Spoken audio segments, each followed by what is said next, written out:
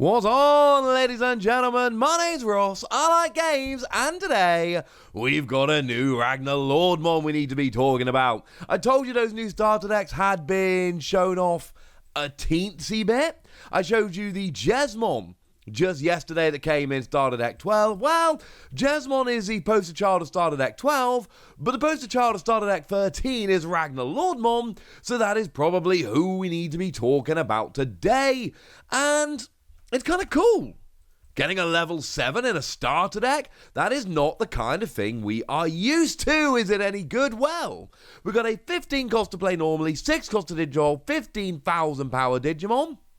Honestly, all pretty standard in terms of level 7s.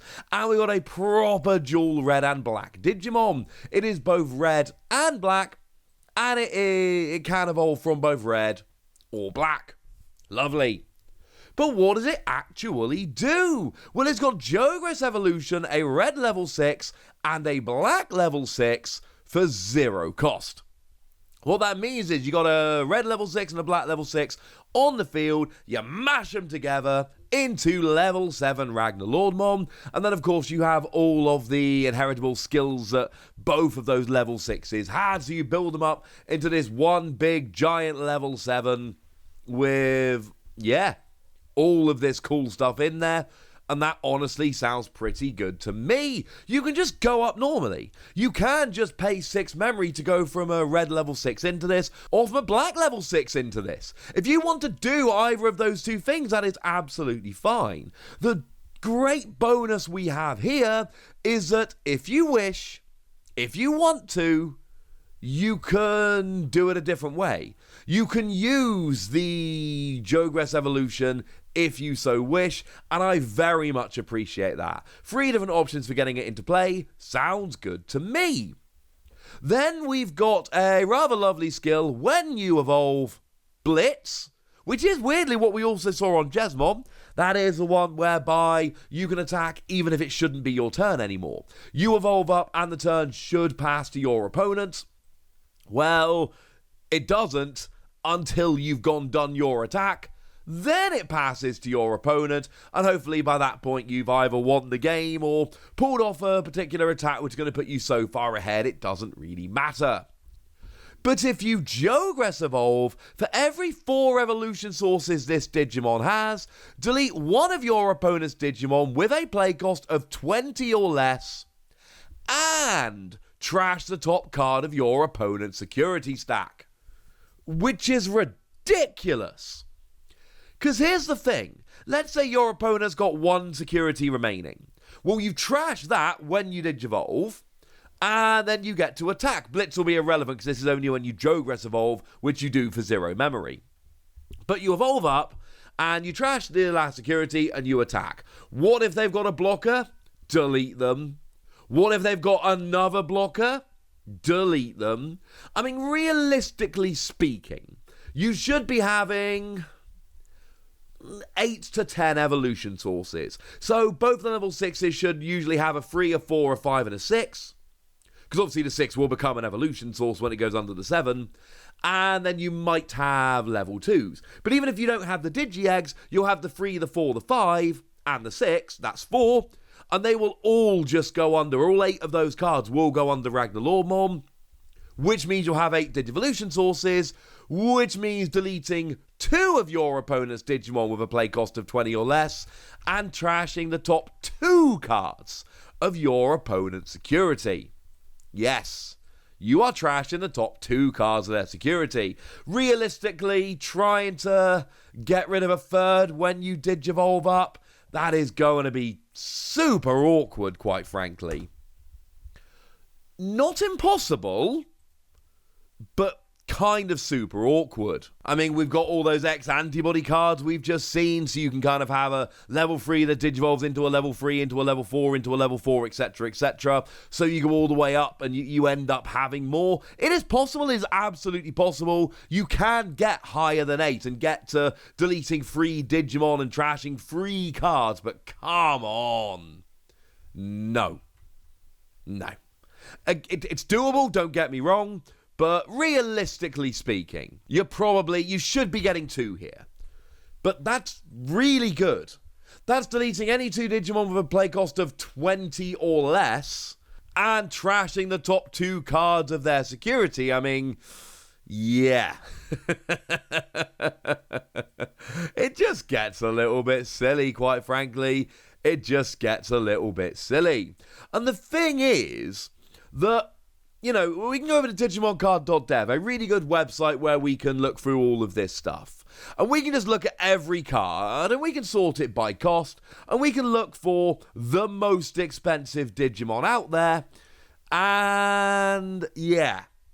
As it stands at the moment, you're generally not going higher than 15 cost. 15 cost is about as high as we get, which is clearly a little bit silly. Now, you do get some weirder ones out there. There are some ones out there that do, you know, break the mold, so to speak. Dexmon from BT9 is a nice example. But even that's a 20 cost. And again, it's clearly ridiculous. And generally, you know, cards like Dexmon that are that expensive to play, you've generally got some mechanics whereby you can play them for free or at least significantly reduce the cost. You know, Dexmon, when you play it, you reduce it by free for every Digimon and Tamer that your opponent has, which is clearly a little bit broken awesome.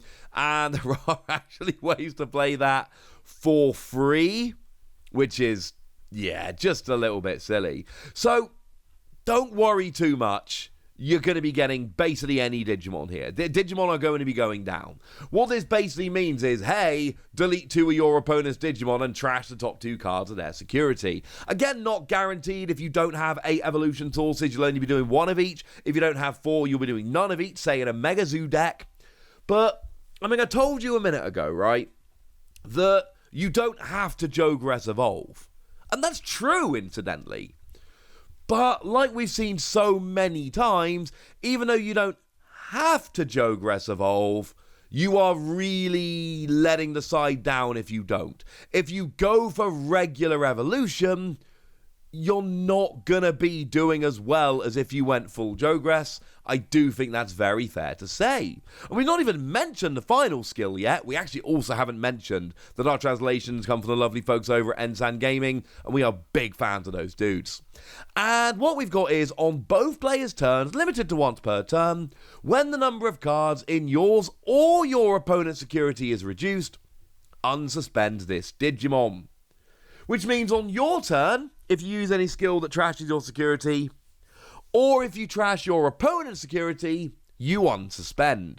Now, in terms of how this kind of works in the game, there is a reason to say, you know, and again, something I haven't mentioned about Jogress Evolution yet, which does bear repeating, I can attack with my red level 6 and my black level 6, but then when I Jogress Evolve, I'm unsuspended and I can attack again.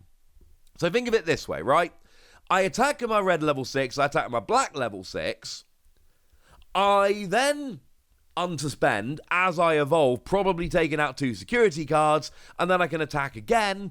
I mean, if I've got security attack +1, or I've just taken out 1 of their security, I should realistically be taking out 4 security and getting another attack as well, just from attack with a red 6, attack with a black 6, and then Digivolve up and attack with RagnaLordmon. That's a little bit silly, ladies and gentlemen. That's a little bit silly. But then on my turn or my opponent's turn, if either of our security stacks is reduced, I unsuspend and I get another attack. So if I attack, let's say my opponent's got all 5 security remaining, right? Here's what happens. I attack with a red level 6, black level 6, 2 go down. Digivolve up, trash the top 2 of them. They've now lost 4, they've got 1 remaining. I then attack, and the number of cards in my opponent's security is reduced, so I unsuspend, and they've actually lost all 5 security, and then I attack and win. And yes, you've got to get your level 5s and 6s out, you've got to get all the way up there to Jogress Evolve, but it doesn't really matter when you get there, as long as you can make it consistent enough. And again, you're not paying to Digivolve here, and I know there are one-turn win decks out there, it's not a new concept to the Digimon TCG, but the point is, it is an option. It is out there. I could not be much more of a fan of how good this could end up being. I don't know if it's my kind of deck, which sounds weird. I don't know if it's the kind of deck that I personally would play, but I can tell you quite simply that I think it's phenomenal. And it's a starter deck card. Usual rules of starter deck cards. Yes, you need to buy the starter deck to get it. Yes, you need to buy 2 starter decks to get a playset. Please do remember that. But goodness me, this can add up very, very quickly indeed. This is one to keep a very close eye on. It's a level 7 in a starter deck, which looks absolutely nuts. That's what I think. I want to know what you think. So let me know in the comment section, would you? Go nuts! Be nice! And then make sure you like this video, subscribe to this channel, follow me on Twitter at TheWazzy. That's where we talk Digimon and a whole bunch of other card games. And please do consider checking out patreon.com/PTCGradio, where you can support the channel, get some bonus podcasts and all kinds of fun things. But by far the most important thing as always, look after yourselves till next time, would ya? Thank you very much for watching. My name's Ross, and you've been watching Wassy Plays.